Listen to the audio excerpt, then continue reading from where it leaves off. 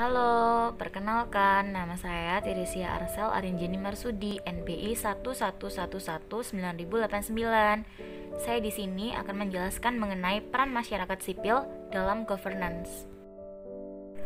Peran masyarakat dalam governance. Mari kita mulai. Definisi lembaga swadaya masyarakat atau biasa kita kenal dengan sebutan LSM. Menurut Kamus Besar Bahasa Indonesia, LSM adalah sebuah organisasi yang bertujuan memperjuangkan kepentingan masyarakat. Dapat juga diartikan sebagai organisasi atau lembaga yang dibentuk oleh anggota masyarakat bergerak di bidang kegiatan tertentu yang ditetapkan oleh organisasi atau lembaga sebagai wujud partisipasi masyarakat dalam meningkatkan taraf hidup dan kesejahteraan masyarakat tersebut. Bagaimana sih peran LSM di negara berkembang seperti Indonesia? Peran LSM di negara berkembang masih sangat minim pelaksanaan governance-nya. Kolaborasi yang diharapkan antar ketiga aktor ini masih sangat kurang.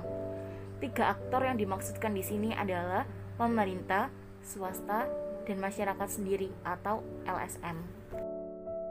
Peran yang dilakukan LSM ada 5. Yang pertama, advokasi dan analisis kebijakan. Yang kedua, melakukan pengawasan pada pelaksanaan kebijakan oleh pemerintah. Yang ketiga, membangun masyarakat dengan nilai dan pengetahuan yang mereka miliki. Yang keempat, mampu menggerakkan masyarakat. Dan yang kelima, meningkatkan kualitas masyarakat. LSM dalam advokasi dan analisis kebijakan. Keterlibatan LSM dalam proses kebijakan bisa dimulai dari proses penyusunan sampai pada tahap evaluasi kebijakan.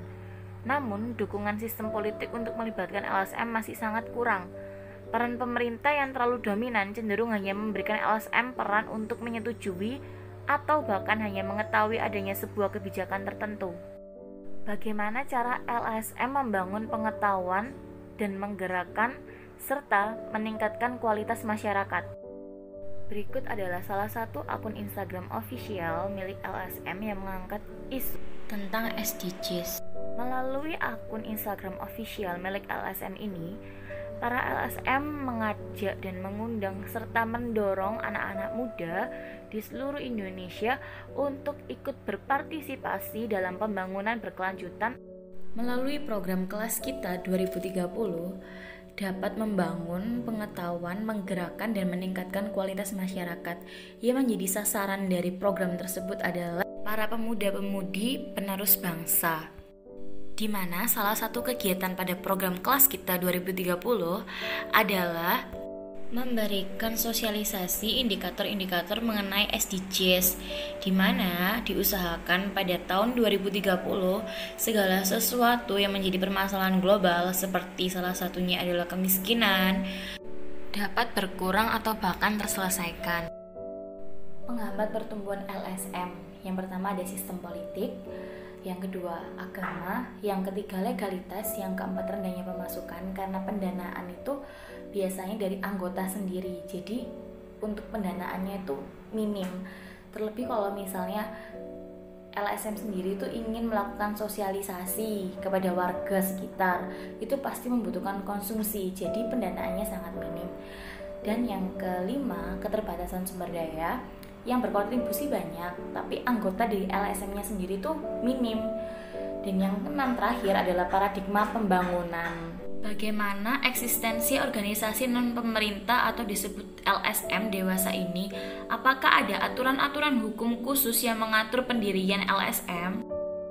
Jika LSM yang dibentuk berbentuk yayasan, maka pendiriannya diatur dalam Undang-Undang Nomor 16 Tahun 2001 tentang Yayasan. Sedangkan jika LSM berbentuk perkumpulan saja, maka perlu diketahui perkumpulan seperti apa yang akan didirikan. Yang pertama, perkumpulan tanpa badan hukum, atau yang kedua, perkumpulan yang berbadan hukum.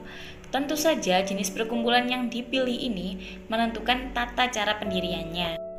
Kesimpulan dari pembahasan di atas adalah LSM memiliki peran yang penting karena LSM akan menjadi sebuah wadah bagi masyarakat luas untuk turut berpartisipasi mengenai isu-isu yang diangkat dan agar dapat membantu memberikan solusi kepada pemerintah mengenai masalah terkait dengan bentuk keterlibatan dalam kebijakan seperti penyusunan, advokasi, pelaksanaan, dan evaluasi.